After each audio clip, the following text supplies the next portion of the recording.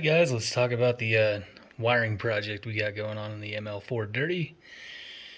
What you're looking at is 4 relays and my cool new little switch panel. Got off of, what is this, eBay or Amazon? One of the two. But it's cool because it comes with switches already in. They're all nice and pre-wired. All you got to do is run a good about, say, 14 gauge. Positive and negative, and there's only one spot left on each relay. It's going to be your signal out, so that's going to be pretty cool. Now there's not like your actual light power. You don't want to pull through this, so I don't want to confuse anybody. That's your signal wire out that goes to your relays to energize. These are your relays. I wish I could draw you like a nice fancy picture, but we're here now, so let's just move on with it. Red wire on this particular relay is going to be power in, black is ground, and the white one is signal. So basically that signal wire is going to go directly to this signal output from the switch. Power is going to get to your lights, your device, whatever you're trying to power up, through the blue wire. You can tell all that by reading the basic schematic on whatever relay you've got. So I can tell on pin 30 on the back of this, tells you what pins are what, if I can hold it steady for you. So pin 30 is going to be my power in, and it goes across that fuse that's going to go in right here. And it's it's constantly an open going to pin 87, so you've got nothing going across there until your relay is energized via ground through, I think it's 85, and then power to 86. So 86 is going to be that signal wire, 85 is going to be ground. Let me double check that for you. 86, if it goes in, make sure I got this right before I lie to you guys. Okay, this one. 85 is ground. 86 is your signal. So that's right. Yeah, it's kind of weird looking upside down and then flipping it over and doing it all that, but yeah. 86 is your signal. 85 is ground. 30 is power in, 87 is going to be power out. So that's basically how you wire these things. There's tons of tutorials on YouTube on how to wire up these easy relays. But something cool that I noticed when I was looking for a place to install these, so I've never used a whole like sequence of relays like this. It's pretty cool. I noticed that they are joinable, so you can like stick them all together. It's pretty cool, pretty easy. It's just this little slot. See if I can do this one-handed. I don't think so. Put too much armor all on the seats. Maybe. I had it in there earlier. That's a job to get it out. Let me start this real quick. I'm back. So you get it started, and then it just pushes up, and you have to take the relay off of the connector in order to do it. Then the relay simply, that's what it looks like, and the relay, get the GoPro, John, get the GoPro, right? It's upstairs, putting all the rest of the footage on the computer right now. But that's that. Pretty sweet. Probably gonna mark these so I know which relay is for what, but that's after I get through all the wiring and shit. Start with the switch panel, because I know you guys are probably dying to see where I'm going to put the upside down switch panel. So I was considering mounting it up high somewhere, and we don't have anywhere. There's nowhere to put it. Then I was actually thinking about getting an aftermarket gauge pod, removing my little phone holder majigger here, and I was gonna stick him up here like that. That'd be cool, right? Anybody that's put switches in cars knows that they're kind of bright and annoying, and it kind of sucks to have them in your face. So I ixnayed that idea and did some quick measuring. Hope that these measurements on the switch were accurate, and it turns out, yeah, it does. It really does. It fits right in there. Nice and cozy. Check that shit out. It's got a little bit of, room on the sides, but that ain't gonna bother me at all. That is the perfect place to have a whole bunch of auxiliary switches. Like, it just flows. It's like it was meant to be. It's pretty good stuff. So I'm gonna have to punch a hole in the back of it to get to all my relays and run the wires out, but that's gonna be pretty damn easy. I'm probably just gonna secure it with some ugly screws and direct it to this guy because it's the ML4 dirty and I don't really care. I care. I mean, I might lie a little bit. I digress. I do care about the ML4 dirty. But you know what? It'll be fine. It'll be just fine. Now I'm gonna get a flashlight. Fresh batteries. I'm gonna mount these. I was thinking, again, I'll show you what I was thinking first. Somewhere up in here, like that. I'm like, God, you can just see all the wires hanging down. People might kick them. It kind of looks like Dookie. And there's no room over here because we've already got a bunch of electrical stuff. Get to that in a minute. And then I was thinking, yo, if they fit. Check that spot out. Right there. I just have to make sure that when I put screws in it, I'm going to do them as short as possible. When I put some screws in there, that I don't inadvertently mess with any of the mechanics inside the HVAC box. Just a bunch of linkage and shit in there, I'm sure. And I don't want to go messing all that stuff up. So if it does end up stopping something from actuating any of the doors or anything, I'll just take it back out and move it somewhere else. Maybe I'll just put it way out to the side. There shouldn't be any doors out here. Yeah, I'm going to do that. Put it way out to the side, and then the only thing you're really ever going to see would be the fuses sticking out there. Right, that's it. Otherwise, it's going to be pretty hidden. It's going to be a nice straight shot through here to the switches. And the power wires are all going to run over here to this guy, which I'm already stealing power off of, but there we go. That dude. That's got a nice, big, it's got to be at least 8 gauge coming straight from under the hood. I think it runs straight out of the fuse box and comes here. I don't think it's that it is fused itself. I'd have to look at a wire diagram to tell you for sure. But I think it runs straight from the battery straight to, and that's fine because we're going to have fusible links in all this anyways. All these are the fuses that go on the relays. And I told you, ordered 5 of these, only got 4. In order to complete, have all 6 switches functioning, I'll need 6 relays anyway, so I'm going to contact these dudes and see if they'll send me, hey, send me 2 for my trouble, and then I'll be completely set up. Ground. I'll just find a really good ground somewhere. There's plentiful. Grounds aren't hard to find.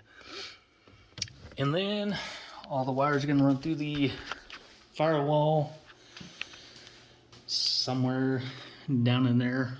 I think there's a nice grommet to punch through. It's been a while since I've done any of this. Then I'm getting rid of all this shit. All this freaking hacked in wiring crap. I got relays hiding down in there. I'm also going to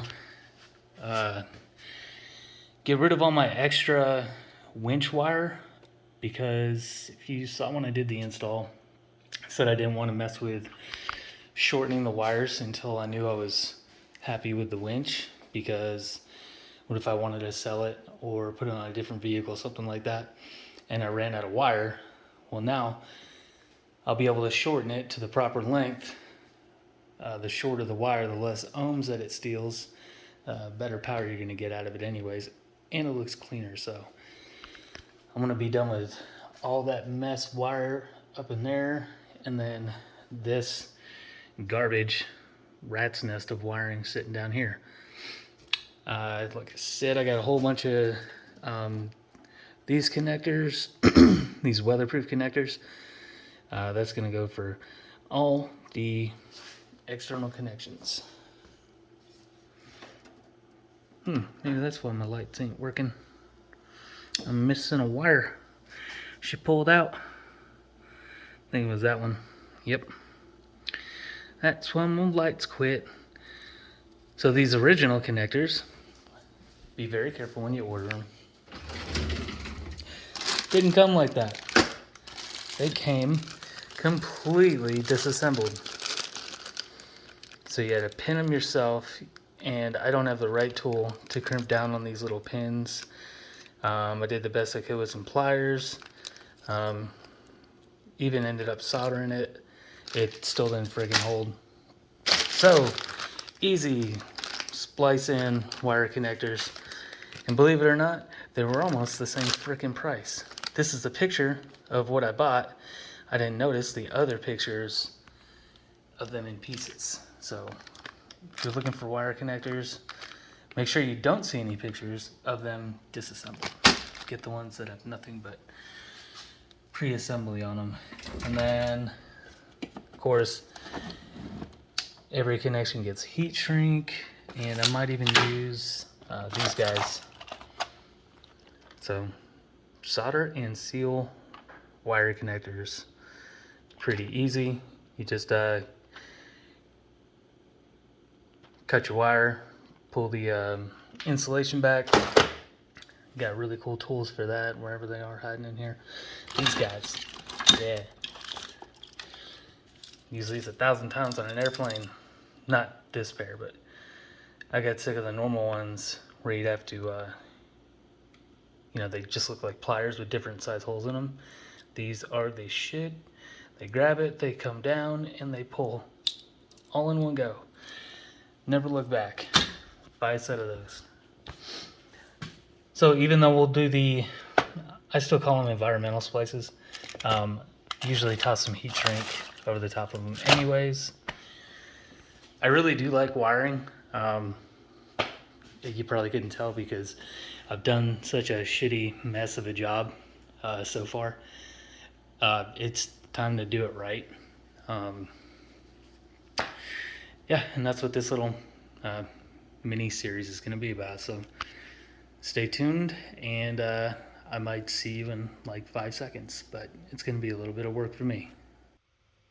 All right, so we're here actually starting to connect wires together. This end is going to show you how I was doing these heat shrink environmental splices. They've already got a solder preloaded into them. That's what they're going to look like. So you pull your shielding back, maybe 1/4 inch on each wire, push them into that environmental splice, and then heat them up until that band of solder ends up melting and fusing it together real nice like. Come on, focus on the wire, not the seat. I don't care about the seat. And before I did that, put a little bit of heat shrink on the wire so I can slide it up. And it's just double insurance for me. It's not rough. I don't feel any metal coming through. But it did just get real nice and hot enough to melt the solder. So, a little extra insurance. And my heat gun is making some funky noises, and it itself is kind of smoking. Yeah, I quit with that and went back with the old Bic 9000. So, a little lighter. Don't do this on airplanes and near open fuel tanks. or anything like that, you know what? I'm doing it. It doesn't mean you got to do it, but it works. Just don't hold the heat in one spot too long. Definitely did not learn that on the flight line. 100%. Nope. Never done it before. Actually, you didn't even see me do it that time. That was an illusion.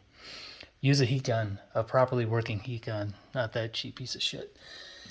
Anyways, that's our power wires knocked out for our 4 relays.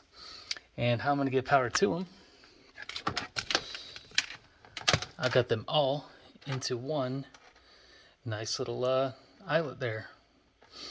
So pulled them all back, got probably a whole 1/2 inch of wire exposed, kind of braided them together, stuck them into this guy, and then used the actual proper crimping tool. So use it on the 6 gauge setting. Crimp that bad boy down. Again, heat shrunk it, and you'll see I've got 6 wires coming off it, not just 4. So here's the eyelet, so it looks good. Get that sucker in there, and this thing applies a lot of force crimping. This isn't your normal set of pliers.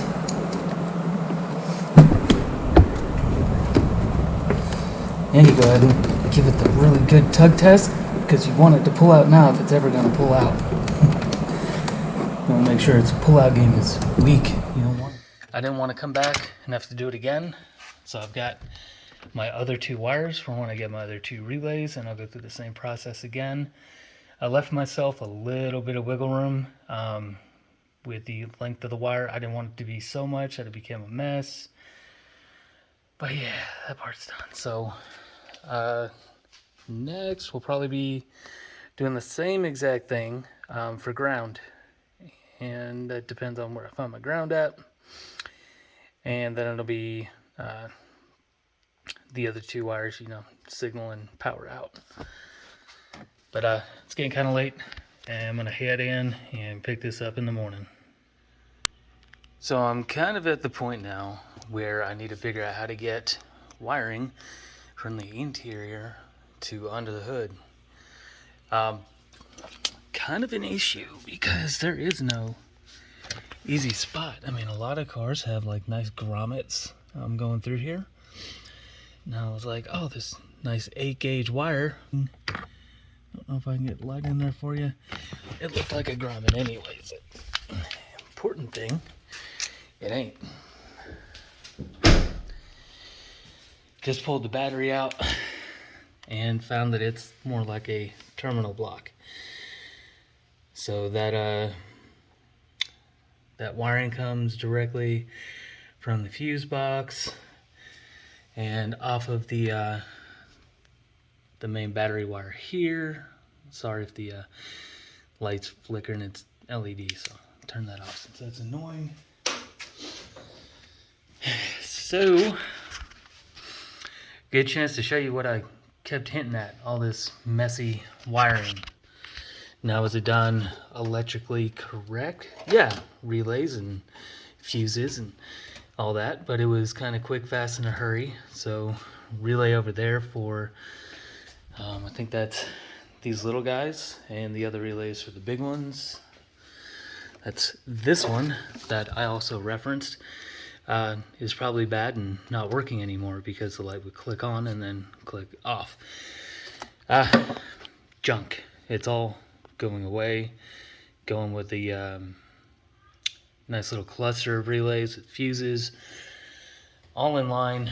Get rid of all this junk. So I was kind of happy to get the battery out of the way so I could actually see the mess that I created and remedy it, along with all this extra winch wire, all that junk. Get the ballast for the HIDs mounted somewhere instead of just chilling like they both are, because I'm always in a hurry, rushing my own stuff. But the struggle's real. I'm still trying to find a place to pop these wires through. I can't really see anything there. I mean, obviously there is a place.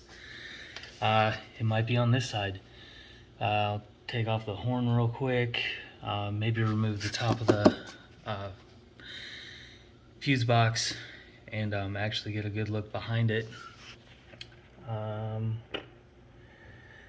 Not really seeing anywhere obvious that it pops through. They might have hit it behind the coolant tank. I don't know. If nothing else, I might just punch my own hole through it.